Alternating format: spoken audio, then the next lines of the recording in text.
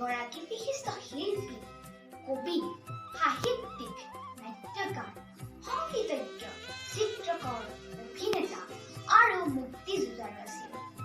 বিষ্ণুপ্ৰসাদ ৰাভাৰ জন্ম হৈছিল 31 জানুৱাৰী 1909 চনত আৰু মৃত্যু হৈছিল 20 জুন 1969 চনত। তেখেতৰ মৃত্যুৰ দিনটোত অৰ্থাৎ 20 জুন তাৰিখে সমগ্ৰ অসমবাসীয়ে ৰাভা দিৱস হিচাপে পালন কৰে। তেওঁৰ জীৱনত পোৱা নানান সংঘাত আৰু সংকটৰ মাজেৰেও তেওঁ অসমৰ সাংস্কৃতিক তথা ৰাজনৈতিক জগতলৈ এক মূল্যৱান অৰিহণা আগবঢ়াই থৈ গৈছে। কাশী হিন্দু বিশ্ববিদ্যালয়ত প্ৰদৰ্শন কৰা নটৰাজ নৃত্যত বিমুগ্ধ হৈ সেই সময়ৰ হিন্দু বিশ্ববিদ্যালয়ৰ উপাচাৰ্য ডক্টৰ সৰ্বপল্লী ৰাধাকৃষ্ণনে তেখেতক কলা গুৰু উপাধি প্ৰদান কৰিছিল। অসম তথা অসমীয়াৰ জীৱনত বিষ্ণুপ্ৰসাদ ৰাভাৰ সত্তা চিৰকাল জীয়াই থাকিব। এইজনা মহান বিপ্লৱী শিল্পীলৈ মোৰ সশ্ৰদ্ধ প্ৰণাম।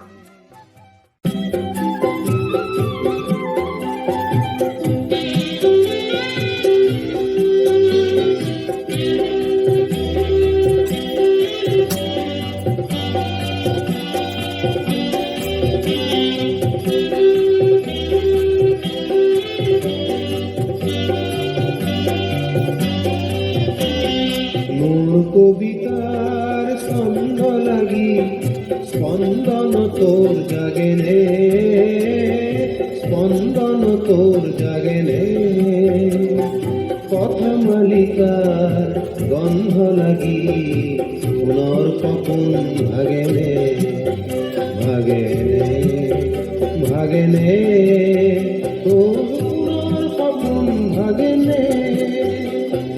মোর কবিতার ছন্দ লাগি স্পন্দন তোর জাগেনে, স্পন্দন তোর জাগেনে, কথা মালিকার গন্ধ লাগি পুনর কপন ভাগেনে, ভাগেনে, ভাগেনে, তোর পুনর কপন ভাগেনে, তোর পুনর কপন ভাগেনে।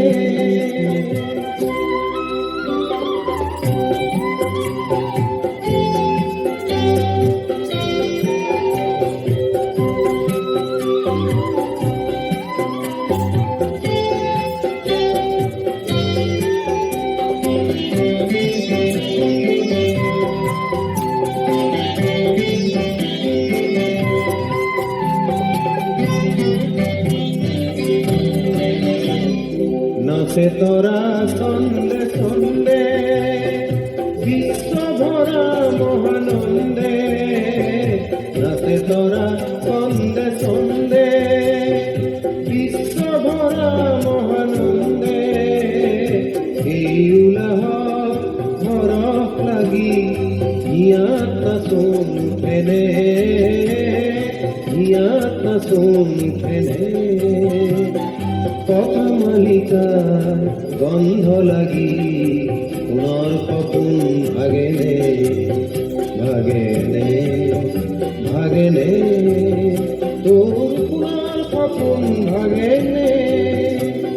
মোর কবিতার ছন্দ লাগি স্পন্দন তোর জাগেনে, স্পন্দন তোর জাগেনে,